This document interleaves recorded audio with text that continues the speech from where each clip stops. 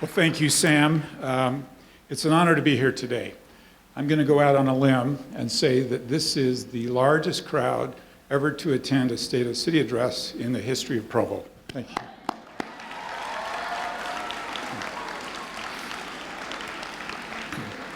So many people to thank. Let me start with Principal Karen Brown. When we approached her with this idea, she loved it, she embraced it. Karen, to you and your staff who have done so much work for today, thank you. Thank you, Boyd McAfee, Todd Smith, and the many, many people that contributed today. We appreciate the honor of you hosting us today and being here with you today. I'd also like to recognize several people that are with us. Of course, you know Principal Brown to my left. Eliza, thank you. That was an amazing talk. Sam, thank you. Isn't he going to be a great mayor of Provo? Now, I must tell you, Sam, though, there is some competition. To my right is the student body president of Timpview High School, Nicole Curtis. And Sam, I wouldn't want to pick favorites, but I got to tell you, Nicole's my favorite. I'm sorry. I love you. Yeah, I love you, Nicole. Thanks for being here today. And to Nicole's right, Dave Sewell, chair of our Provo City Council. I'd also like to welcome and acknowledge other City Council members that are with us today. David Harding, Kim Santiago, Kay Van Buren, Gary Winterton. Hopefully I'm not missing any former City Council members. We have several that are with us today. I'd like to give a shout out to two of my mentors, the former mayor of Orem, Jim Evans. Thank you. And several rows back is the mayor of Murray, Dan Snar. You'll recognize him by his large mustache. One of my mentors. Thank you for being here. All right, we're at Provo High for the State of the City. I'm so excited to be here. Every time I come to Provo High, I get a new surprise. I love this school. You've always been so kind to me. You just have a very unique definition of kindness. The picture's a little hard to see because it's washed out, but that's me being an ice cream sundae here at Provo High. Although I'm thrilled to be here, I must admit I'm a little nervous about what you might have in store for me on this State of the City address. Sam mentioned this is my last State of City address, and for your seniors, this is your last year at Provo High School. For the rest of you, it's your second to last year. And my experience is that life is full of last opportunities. And one of our stewardships is to make the most of those opportunities. And such is mine, to make the most of this last year as being mayor and make sure I can't look back on any regrets. Eliza talked a little bit about the history of Provo and the history of this building. Where I sit in my office today is the exact site of the original Provo High School. And the building that you know as Provo High wasn't built until a number of years later in 1956. And this gym that we're meeting in wasn't built until 1994. It was a parking lot. Now, you may find this interesting. This gym, of course, didn't exist when I was a senior in high school. I can't claim a Provo High School pedigree. I went to Skyline High in Salt Lake City. I know, but I will tell you this. We did beat Timpview my junior year for the state basketball championship. It was by 1 point. There were 7 seconds left on the clock, and Danny Vrains dribbled down the court and sunk a shot from the foul line to beat Timpview by 1 point. So I do have that high school memory. When I was looking that up, I found out, and I'm not sure if you know, that Provo High School holds the record for the most number of men's basketball state championships in the state. And yes, one more, you hold the record for the number of consecutive wins. Congratulations.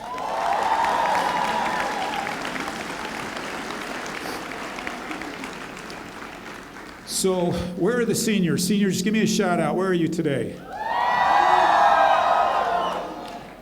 When I was a senior, like you, 40 years ago, I actually walked the halls of Provo High School at a regional debate tournament. And I remember that very well, and I remember Provo High very well. John Beck, not the football player, but John Beck was your student body president that year in 1978, and he went on to study at Harvard. James Ferguson was the mayor of Provo, and we had about 80,000 residents compared to 120,000 residents now. Gas cost 65 cents a gallon back in 1978. And more interesting than that, a pair of Star Wars pajamas cost $7 back in 1978.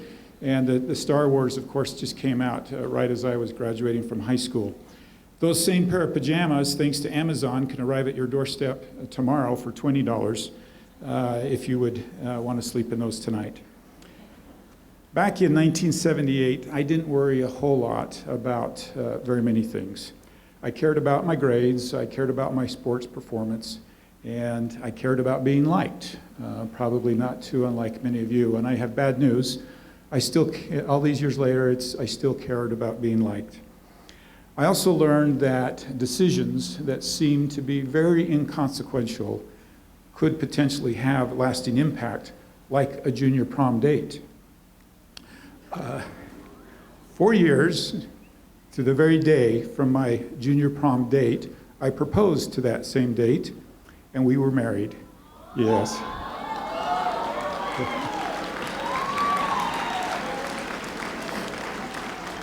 This March 17th, we will celebrate our 38th anniversary of that junior prom. So students, think about that as you consider who your date for prom will be this year. One thing I definitely didn't think about were matters of the city. I didn't know who the mayor was. I didn't know who was on the city council. I didn't know where the water came from that I used to shower every morning. And I didn't know how hard it was to get electricity to my home so I could play my favorite game, Pong. Yes. And I certainly didn't care or pay attention to city planning, how we were going to grow into the future to make sure that the city stayed safe, and it grew in a way that it would be a good place for me to raise my kids. But like you, I was very fortunate because there were people in the community who were worrying about those things. And today we've invited many of those community leaders to be with us. And students, if you wouldn't mind, just join me in a show of appreciation to our community leaders that have joined us today.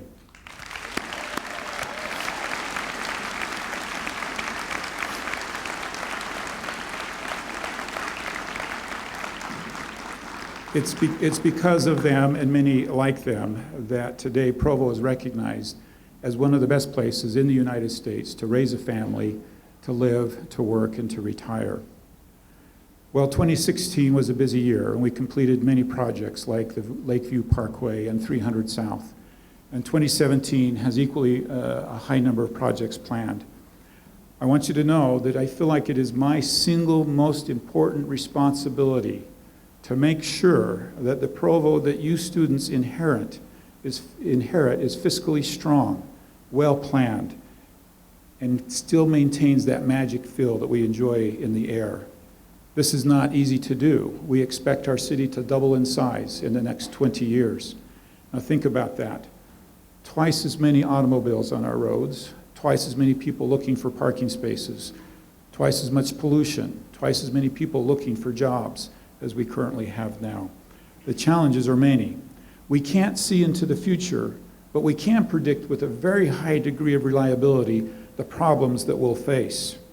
To do this, we need a vision, and we're working on a plan, and have been working on a plan for a number of years called Vision 2030. It's a 20-year look out into the future to see what it looks like. We've recently are in the process of updating that to Vision 2050, so we can look ahead and see what problems to expect. By anticipating these problems, we're able to work on them, and with these community leaders, come up with solutions to these problems. As we look forward and look into the future, it's clear to me that the year 2017 must be a year of planning and accomplishments. Join me now as we watch a short video that explains where we plan to put our emphasis and our goals for this upcoming year. Like every year, we have an aggressive list of goals that we would like to work on this year. I'd like to share some of those with you now. City Center and Public Safety Building. Our city center is over 40 years old and is tired. Its layout is unproductive, and we're spending far too much money to maintain a very old building. Perhaps worst of all, our first responders are housed in this building that will not survive an earthquake. We continue to research and explore possibilities to replace this old building. As it stands now, the building is insufficient for space and in need of a major renovation and upgrades. It is my goal to have an extensive public dialogue this year that will lead us to the best answer. An answer that ensures that we are conducting the public business in an efficient manner and that our first responders are able to keep their commitment of providing safety to our residents, all with an eye to protecting your tax dollars. Transportation. I know firsthand that building roads, investing in transit projects, and expanding our airport come with controversy and pain for some. We can't take this lightly, but at the same time, we need to push forward with these difficult decisions that ensure the students of today can enjoy the same congestion-free roads that we have now. In addition, parking in Provo continues to need our attention. This year, we're taking the following steps related to transportation. Hire a full-time parking coordinator. This position will work on everything from better parking programs to parking in our downtown area, as well as many other parking-related responsibilities. It will be the first time in Provo's history that parking will have the full-time attention of one individual. Secondly, start the wheels in motion on an expanded air terminal that will help us add additional destination cities to our current lineup of 4 cities. Third, form a committee of engineers and public safety leaders to find solutions where speeds on residential streets pose a safety hazard in our neighborhoods. Next, adopt complete street standards and push forward projects that make our roads safer for all modes of transportations. And finally, find ways to make even our toughest BRT critics pleased with the project. Economic development. Provo has never had a stronger period of economic development than we've had in the last few years. At the same time, we still have work to do. Our residents, rightly so, are demanding more retail options, and we must continue to foster our amazing tech and startup communities. Watch for continual support and progress at the Mix, formerly known as Plumtree Plaza, our mall, downtown, and the shops at Riverwoods, as well as efforts to bring in additional retailers into the city. Quality of life. The world recognizes Provo as one of the best places to live, raise a family, and work. Watch this year for improvements in air quality efforts as we work together with Utah County to clean up air pollution problems. Parks and trails, including implementation of the RAP tax and fun new exciting park projects. Enhance citizen engagement with efforts to find a way to bring vote by mail to Provo's municipal elections this year. And watch for even more parks and recreation successes. We continue to explore ways to bring enhanced use at Utah Lake and a regional sports park. Good governance. I believe Provo benefits from decades of strong leadership. As part of this leadership, we want to always make sure we're treating residents with the respect and the care they deserve. To this end, the city has invested in an entirely new software package. Employees have worked hundreds of extra hours beyond their normal duties to make this transition successful in a way that will bring needed changes into the city. I believe the taxpayers of Provo receive one of the best values for their tax dollars that exist anywhere in the world. As we put together our budget for next year, we will continue to focus on value and results for our taxpayers. Part of good governance is land use planning. As a city, we're tackling neighborhood plans and zoning changes that will ensure we get the right type of development in the right places. The council's leading out in this effort and has my full support. Good zoning only works if we're able to adhere to our standards. The council has made this a #1 priority for the city, and with them, I stand ready to make the structural changes needed to protect our neighborhoods and make them safe, clean, and conducive for strong families. We have every reason to be hopeful for 2017 and beyond. I look forward to an increase in citizen engagement and community voices helping us as we solve problems and plan for a prosperous future ahead.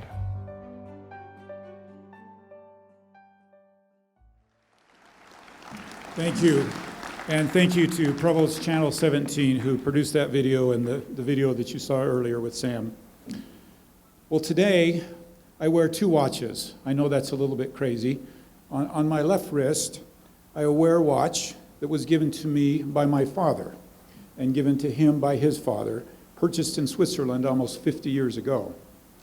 This watch to me symbolizes tradition and value and strong foundations. And much like the community leaders that are here with us today that have built this city on those same principles. On my right wrist, I wear a watch that my father and grandfather couldn't have even imagined. It counts my steps, monitors my sleep. It sends a satellite signal to me when Nicole wants to talk to me. It is amazing and does it for less money than my father's watch was purchased for over 50 years ago.